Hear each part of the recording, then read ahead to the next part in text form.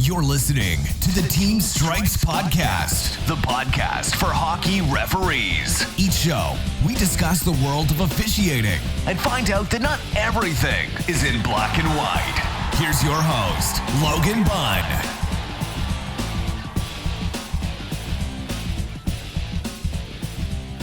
Hey guys, welcome back to another Team Stripes podcast. We're actually doing our first ever video.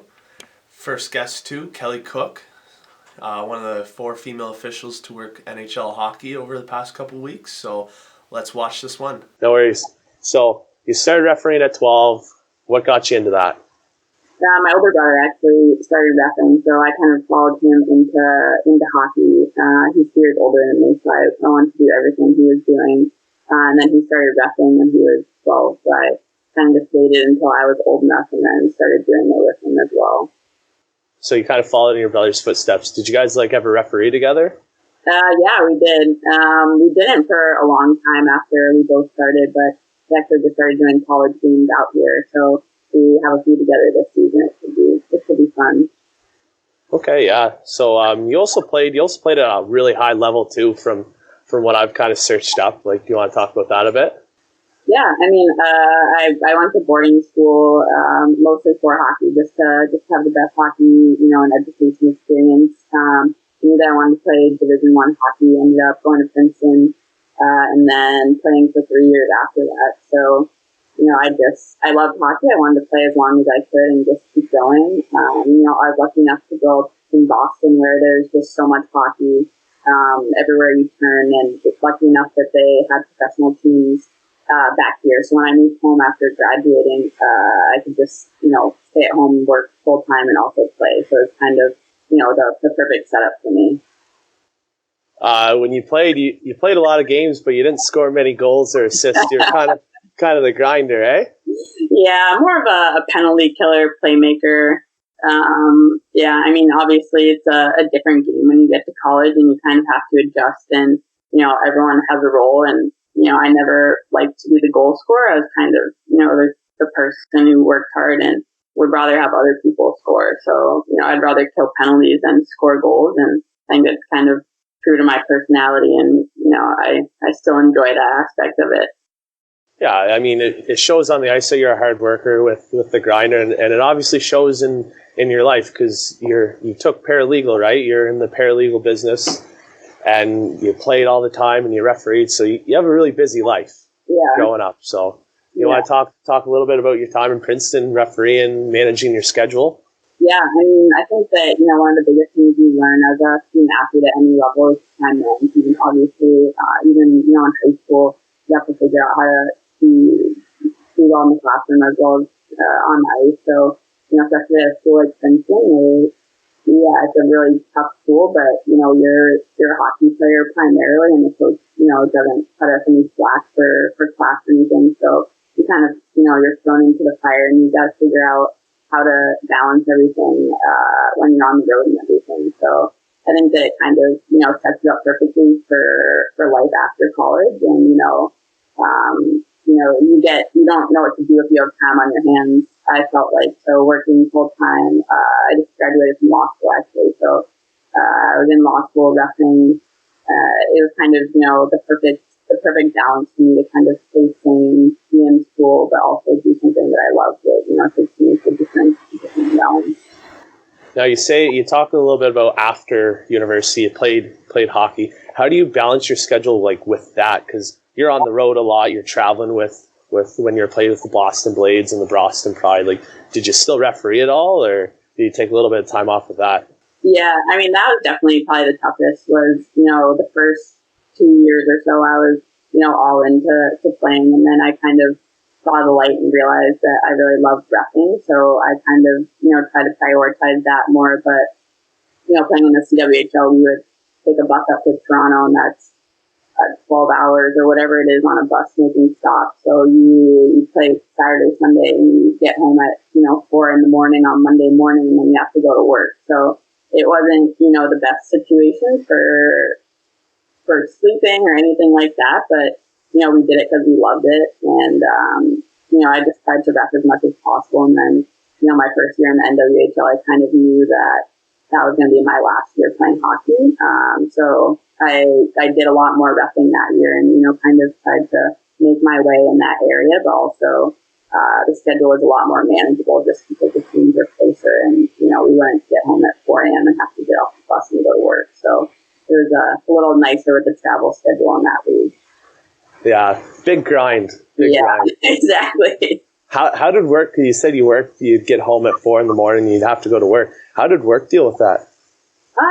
They're supportive. It's crazy, you leave the hockey world, but you never really leave it. Every, employer that I've ever had is somehow connected to hockey in some way. So I found that that's a big conversation point on the resume. And, I feel like that's how I've gotten all my jobs so far. So that's the environment you want to be in, is an employer that understands you have other things that you do and, wants you to be successful in those areas. So they were very flexible, luckily, but I know not everyone has that. No, and I mean, you didn't wake up with the commitment, because there has to be a big level of commitment when you start refereeing, playing. Like, were you raised like that? Like, how did you grow that commitment? Yeah, that level of dedication. Yeah, I think that's an interesting question, just because I don't know, are you born with that? But I always was taught by my parents to work hard and you can do anything you want to do. And I had very specific goals of where I wanted to go to school and I wanted to play hockey. So I think that I've always been very driven, and if I know that I want to do something, I kind of set my mind to it. But obviously it takes a lot of hard work and sacrifice. So it's sometimes it's tougher than other times, but it's definitely been worth it, I've found. Yeah, I mean, now that you're done playing, you're still refereeing, mm-hmm. and you picked up the director of player safety in your old league. Like, how does that happen? It kind of happened organically. I'm going to be a lawyer. I'm a referee, so being the head of a discipline committee kind of fits right in. They needed someone to be the head of the committee, and reached out and asked me, and obviously I wanted to stay involved with the league that I had started playing in, so I was happy to do it. And I like doing it. I have a really good group of people on my committee that are dedicated and are very interested in working with the league. So it's been a pretty easy job for me, actually, which is nice. So just recently you came back from Nashville, because you're actually one of the 4 female officials to work NHL hockey. Like, talk about that experience, because I think that's groundbreaking experience, honestly. Yeah, if everyone's been asking, I said it was the best 5 days of my life. Obviously I went to the NHL Combine out in Buffalo in August. And a group of us applied just wanting to kind of go out there and show them that there are strong female officials in the country, and we didn't have any expectations, and getting an invitation to go out to Nashville, I was very hesitant at first, just because I didn't know what I was getting into, but obviously very excited as well. So it was my first time working men's hockey, and it was fun. It was a lot of fun, getting to work with those refs. I worked with a guy who's in the American League. This is his 6th year, and just being able to work with someone like that who has been around and knows how to conduct himself on and off the ice is kind of, for me, as an up and coming official, I want to be able to pick his brain. So aside from being on the ice with those guys and realizing how fast the hockey is, I really liked working with the group of guys I was with, who kind of taught me things, and I could also teach them things. So it was a great experience. How do the players and coaches take that? Because the first time ever having a female on the ice, you don't expect it, really. Yeah, honestly, I think they're probably shocked. Probably did a double take at first. They treated me just like they did my partners, which is nice.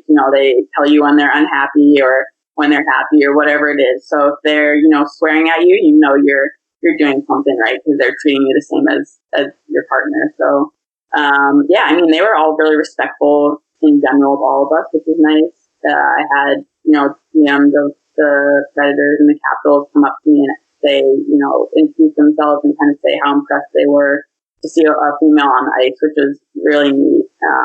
and just, they were all just so respectful and kind of said, oh, I've been around for 25 years. I've never seen a woman on the ice before. And I was like, well, I haven't either. So they were very welcoming and awesome, to be honest. Good. Were there any times where the player was unhappy and he's kind of screaming at you? Did you scream back at him? Did you give him shit or anything like that? No, that's not really my personality when I'm reffing in general. I don't think that my partners do either. They kind of, we try and make the situation less heated, but when you're looking up and a guy's like 6'9", I don't really have much to say. Yeah. So, I mean, go through the 5 days. How many games did you end up working? We had 3 games each. So we had eight referees out there and kind of mixed up the crews every game, but we had 3 games each. I mean, like, that's pretty cool. And I was reading a little article that was written up by you that was posting a couple groups that I'm in on Facebook. And Gary Bettman even made the comment that eventually women will be in the NHL. Like, do you see yourself maybe like being a part of that kind of group going into the NHL as a woman, or do you think that's 5-10 years down the road? I don't think personally I'll be the one. Obviously we kind of as a group, the 4 of us that went out to camp, or just kind of take it day by day. We never thought we would even go to a camp like that. So obviously embracing the opportunities that come our way, but I do think that they're, looking for the right person, and I think that the right person is going to be out there to break the barrier. There's definitely women that can do the job, or that are up and coming, former players especially, that I think are going to fit right in there. So it's good to hear that they're looking for, the best officials and not just the best male officials. I think it's pretty cool. Is there a timeline, do you think? Do you think it happens next year or the next 10 years? Like, where do you think this happens? Or is it just when the right person comes along and it just happens? I don't know. I think that they honestly didn't know what to expect when they sent the 4 of us out to these camps. I know my supervisor didn't. He had never, I don't think, seen a female officiate before. So I think that we kind of tested the waters for them and, hopefully did a good job. So kind of opened their eyes to say, like, women can do, this level of hockey. So, I think it's a combination of a lot of things. Are they ready? Is the league ready? Do they have the right woman that can do it? And, I think at some point in the near future, I think it'll happen. So you have a lot of working in the NHL is a pretty cool accomplishment, but you obviously have lots of other accomplishments. You've worked. You were part of the first female crew to work NCAA Frozen 4 for female hockey. You've worked international. Do you want to talk a little bit about some of that too? Yeah, I've been lucky enough to have a lot of opportunities. Obviously, I've had people mentoring me who have come before me that have kind of opened the door, and I've been around to see that, which is nice. I started reffing internationally, got my license, I think, when I graduated from college, so kind of didn't really get into that mix until I was done playing, so a little bit later than some people, but to be able to go to other countries and, work hockey with referees from Australia and Norway and basically all over the world and kind of build those relationships has been, I think, one of my favorite parts. Like you stay in touch with these people and you see them again at tournaments, or they reach out. A lot of people reach out about this, the NHL camp, and just say congrats. So kind of funny to see how you have friends all over the world just in reffing. So yeah, that's been great, obviously, and still trying to work my way up in the IHF world. But for NCAA, we were lucky enough to be the first all-female crew last year to work at the Frozen 4 in general, and we actually worked the national championship team, which was, I think, probably one of my favorite experiences of the ref. The last time any female was part of the crew had been 9 years before that. So, wow, us 4 coming in hot, and work the national championship team, I think kind of opened a lot of eyes, and it's something that our signer had been kind of pushing for years, and he finally found, the right crew and the right combination of women. So we had obviously a great year, and we get along really well. So it was kind of even more special to be able to share that moment with the 3 other women that I worked with. Yeah, exactly. So I know you're in Romania for some international hockey. How cool is it to travel to Europe and go officiate in a completely different country? It's definitely eye-opening. I've been to some interesting places. I was in Kazakhstan for 3 weeks for my first tournament. Had never heard of the country before I was sent there. So I've been to some places that I never would have gone, obviously, without hockey. But it's fun because, nobody in your crew has probably ever been to the place that you're going. So you kind of get to explore it, as a group and kind of bond over it and, find things to do and be porous while you're on your days off. So, I mean, it's traveling and doing what you love at the same time. So you can't really ask for more than that. And you also had your stop in Mexico too. And I mean, it's pretty cool to say that you can travel the world as officiating. And I even, on my standpoint, I've traveled a little bit with hockey. Definitely not as far as you, but when we're growing up refereeing, we never think about that stuff. And kind of looking back, it's pretty cool how someone that started at 12 is still stuck with them. They're still refereeing. So I think that stuff, I wish people knew about it more, because there's a lot of referees that don't referee now, and they don't realize that they can travel and the things that hockey can bring. Yeah, exactly. Now let's kind of change the gear a little bit, because I think this is a really cool story that you're involved in. Mm-hmm. When you played with the Boston Pride, where you were able to play in the first ever Women's Winter Classic, right? Yep. And I guess I'll let you tell the story, because this is a close story to you. Deanna, your close friend, kind of that injury. Do you want to kind of talk about that a little bit, or? Yeah. So we obviously the NHL was putting on the Winter Classic at Gillette, so it was the Bruins against the Canadiens. So they wanted to have the first ever Women's Winter Classic, and there's also the first kind of inter-league game between the CWHL and the NWHL, which both existed at the time. So they sent down the Canadian team, and we obviously, were ecstatic to be part of it, just because, Den and I both grew up in the Boston area. So having the chance to play outdoors and at Gillette was kind of, a dream come true. So everyone was excited about it. We even had the NHL rest with us, which I personally thought was the coolest part. Macaulay was out there with us, so I was kind of starstruck by that. But so I mean, in the first period, she was chasing the puck down and went into the boards wrong, and ended up being paralyzed. So that was kind of obviously the big story that came out of it. But she was the first one to say that she would not trade that for the world, and obviously the experience of being there meant so much to her and so much to the hockey world and women's hockey that she said one of the first things she said was that she wouldn't take it back, which I thought was really memorable. But so I mean, our team hadn't really been doing that well before Denna's injury. I think we were probably 500, and we went on, I think, to win every single game after that, including the Isabel Cup. So we won the first Isabel Cup ever for NWHL. And took the trophy literally from Newark, where the finals was, on the bus, and drove right to Spalding where she was and brought it to her. So obviously she was a huge part of that run, and we not only bonded over it, but kind of helped each other through that time. So I think that it was kind of, obviously everybody knows that she was the backbone of that season, and I think for that team before and after it. I mean, like, when I first saw that, I kind of looked more into it, and that whole story is an absolute inspiration. Like, the fact that you guys fought so hard, you guys weren't doing well, like you said, and then you guys fight for the championship. Like, that's inspirational to me, at least.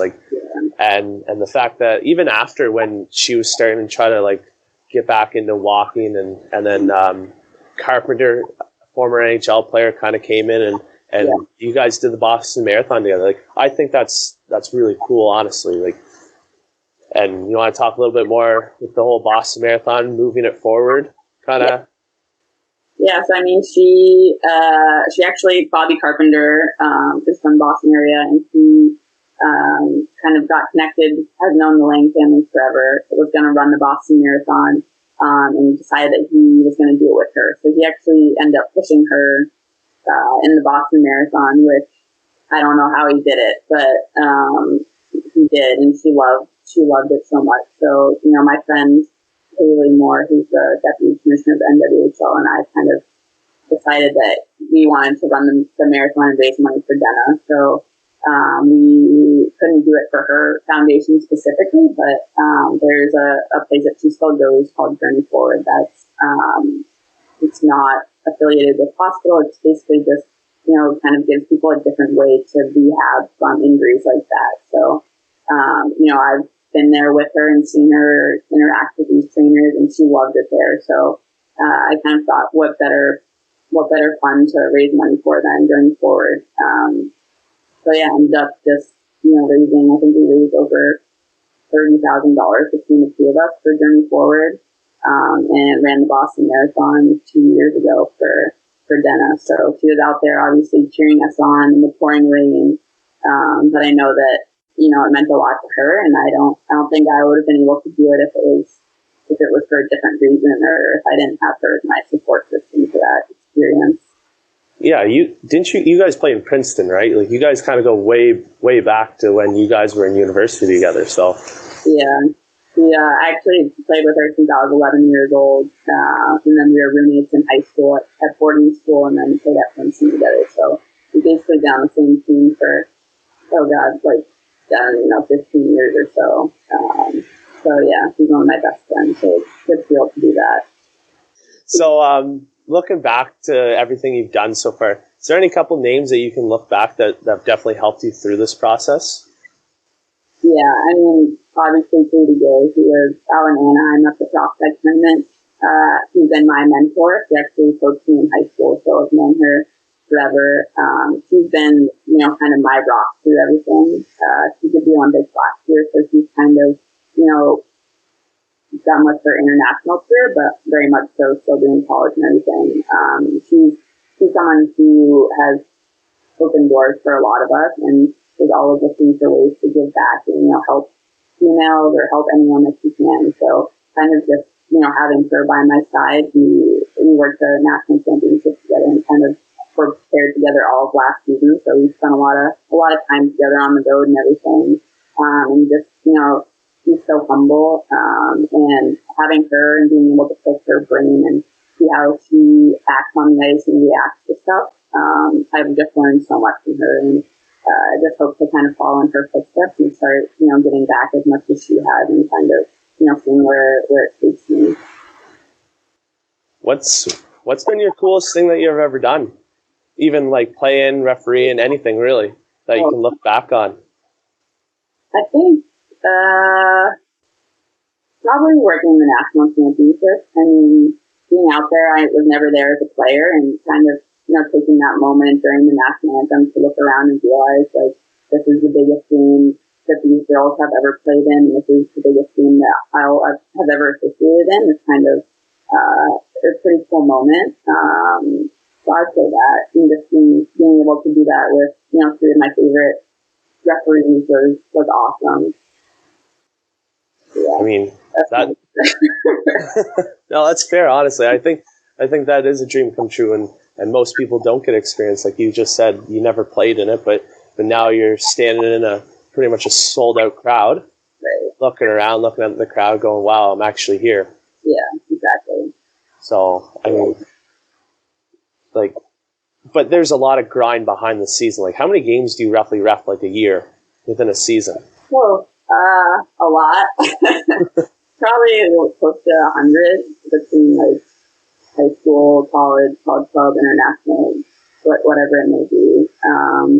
Especially we work the ECAC league, so it's very spread out, and that's actually the league I played in and Princeton was a part of, and Brown, which is where Katie played, was a part of. So, we're kind of used to the travel. You get used to it as a player when you're on the bus for 7 hours for your game, but it's a little different as, when you're the one driving, or you have to get up and go to work the next day, and you've been in the car for that many hours, and you're getting older and your body can't adjust as much. But yeah, I mean, we were pretty much on the road every weekend last season, and you get used to it, and you learn to kind of cherish the journey, and you meet some really great people along the way. So it's definitely worth it. But but towards the end of the season, you realize how much of a toll it's kind of taking on you physically and mentally. And then you're kind of happy summer rolls around, and then you sit around, don't do much, and then August, October rolls around, and you don't want to go back to the rink, but by the time you're in it, you're kind of back into the groove. Yeah, exactly. You don't referee at all during the summer, do you? I try and get on the ice a bit just to stay. I mean, obviously with the combine this summer, I tried to do more than normal. But usually I try and take a little bit of a break. But it's hard. You get addicted to something and you just want to be on the ice. So it's tough to stay away sometimes. Do you have any downtime? I know we're kind of going back to you and work, but it doesn't sound like you have any downtime in your life. Do you ever step back and say, like, I need a day, 2, a week, sometimes just to not do anything? Sometimes I say it, but I don't have time for it. I mean, I think that's kind of how I'm wired, is I don't really like to take time off, but, when you start getting sick at the end of the season, you realize, you can only do so much. So I think summer is definitely a good time to recharge and kind of, get back and realize why you're in the rink every single weekend or on the road every weekend. So definitely try to take some time off this summer and before the season gets into full swing. Now, when you're on the ice, you don't have the tallest stature. You're a little shorter than most, but how do you project? How do you show that you're in charge? I mean, I think that's definitely something that I've learned how to do. I don't have, just the loudest voice or the strongest personality, but just being confident. When I get on the ice, that's kind of, the place where I feel the most confident. I know I can skate with them, and I never have to worry about my fundamentals. So it's kind of, you put all of your focus into being confident and, making sure the players respect you. So I think it's kind of, something that you learn along the way, and you watch other referees and kind of, figure it out for yourself, but also, gaining the respect and being around for a little while, it makes it easier, definitely. When the coaches know you, the girls know you, it's a little bit tougher when you're thrown into a situation where you don't know the players, or it's the NHL guys that you've never seen before. So that definitely took some getting used to, but I think you adjust and adapt and kind of figure out how you're going to conduct yourself on ice. So, yeah. Now, obviously, not every game goes the smoothest. Has there been a couple games that come to mind where you go, "What happened? Where did I go wrong?" Yeah. I mean, I had a particularly memorable one in Kazakhstan. It was actually the gold medal game of the World University Games between Russia and Canada. So it was before the puck even dropped. There was tension, and you kind of realize when you're losing control of the game. But that was kind of towards the beginning of my career, and it got really out of hand. The Russian girls probably had 3 people in the penalty box the whole game, and were just throwing water bottles at us. So it was one of those where you're like, get me out of here, but you have to just figure out, make sure that everyone survives for all 3 periods. Yeah. But yeah, those are definitely either learning opportunities or things that you just want to black out and move on and forget they ever happened. So has there ever been a time where you've stepped off the ice and kind of just said, you know what, I can't do this anymore? And because you're just in the moment where you're like, this really frustrates me, and then you kind of like take a couple days to say, you know what, like, I love hockey too much to quit. Has there ever been a moment where you've wanted to step away but then change your mind? I don't think so. I mean, there's definitely games where you leave and you're like, I don't know what just happened, or you're not happy with your performance, and things just didn't go well. But I don't think I've ever, at least not yet, felt like this is it for me. I love it so much, and I love the people that I work with, that I'm sure at some point I'll get to the point where I don't love it as much anymore, but not yet, at least. I haven't had that moment. There's no chance of you quitting anytime soon, is there? I don't know. We'll see. We'll see how long these legs can go. No, that's fair. Now, you're one of the first females to do something that's never been done, and is there any advice you want to give to any female out there that's going to watch this? Yeah, I mean, I would say probably enjoy the journey. It's so easy to get wrapped up in your goals and making it to a specific tournament or whatever it may be, that it's really easy to kind of not relish the journey along the way. So that's something that I definitely have focused on last year, was like figuring, like just loving what you're doing at that particular moment and realizing how lucky you are to stay involved in a game that you love, and kind of, not that many people get to go out on the ice every day and do something that they enjoy. So I think that's my biggest piece of advice, and something that, it's hard to do in the moment, but definitely enjoy the journey and kind of make those memories that you can keep. Exactly. I'm totally on the same page with you on that. Like there's a lot of days where I'm about to step on the ice for a big game, and I kind of think back, like there's someone out there that wants my job, or they would love to be there and they're not. So that's how I look at it. I like to look at it as, if I'm not committed to this, someone else will be. Right. Exactly. And I'm taking that shot away from them. So I'm totally on the same page with it on that. Cherish the journey. Exactly. So, looking back, is there anything you'd like to tell your 12-year-old self when you first started? Any tips you wish you could give yourself? That's hard. That's my embrace the journey piece of advice. Anything you wish you could change? Like looking back, you've been doing this for a little bit now. Anything you wish you could go back and change? I don't think so. I mean, I've been so lucky to be able to play for as long as I did, and then have all these opportunities as a ref. Like I wouldn't have stopped playing earlier. I don't think I would have started refing later. Yeah. No, I have no regrets yet. I'm sure I will at some point. Thanks for coming on. You did great, I think, and helped me out. But no, it was really cool bringing you on. Thanks for coming, and we'll probably bring you on for another one someday. Well, thank you. Thanks for having me. I enjoyed it.